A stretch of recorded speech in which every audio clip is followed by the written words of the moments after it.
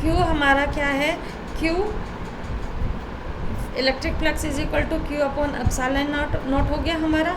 और यहाँ पर इस वाले केस में Q is equal to delta l है, वो लैम्डा एल है। ये वाली बात मैं बता चुकी हूँ कि जब कोई भी हमारा इस तरीके का वायर होता है तो उसमें यदि हम इलेक्ट्रिक फ्लक्स निकालते हैं तो हमारा तो जो लीनियर चार्ज डेंसिटी होती है, इस केस में लीनियर चार्ज डेंसिटी जो होती है वो lambda is equal to Q यानी कि total charge upon L, small lambda वो स्मॉल क्यू यानी कि जो चार्ज लिया गया है छोटा सा, वो इस पॉइंट के लिए निकाल रहे हैं अभी हम।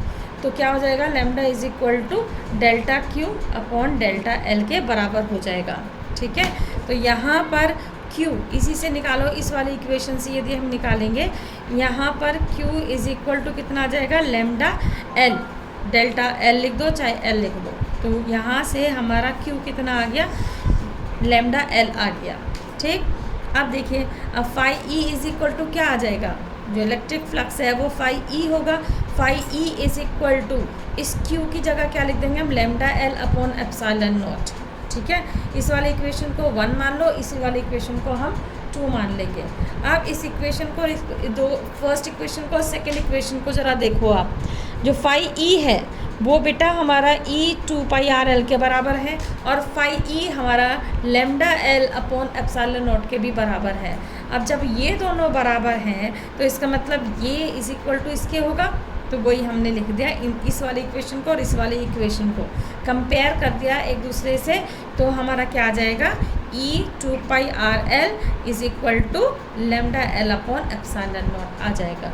ठीक है, अब देखिए यहाँ से ये L से L कैंसिल हो गया, तो हमारा E कितना बच जाएगा, E हो जाएगा लैम्डा 2πr एप्सिलॉन नॉट। ठीक है, और यदि हम इसको वेक्टर नोटेशन में लिखेंगे तो वेक्टर नोटेशन में हो जाएगा E vector is equal to lambda 2πr epsilon naught unit vector.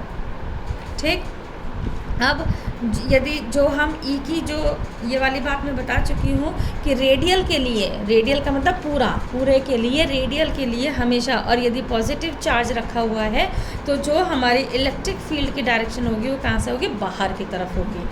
ठीक, इसलिए जो हमारा ई है, यदि हम इन सब चीज़ों को कांस्टेंट मान ले, लैम्डा 2π एप्सिलॉन नॉट, ये हमारा सारा क्या है, कांस्टेंट है, तो ये ई जो है किसके इन्वर्सली प्रोपोर्शनल हो जाएगा, आर के। तो इसको हम ई प्रोपोर्शनल टू 1/r भी लिख सकते हैं। इसे अच्छी तरीके से याद रखेंगे, इसको हम न्यूमेरिकल में भी यूज़ करते हैं। ठीक है, ये बहुत इंपॉर्टेंट टॉपिक है, आप अच्छे से इसको तैयार करेंगे।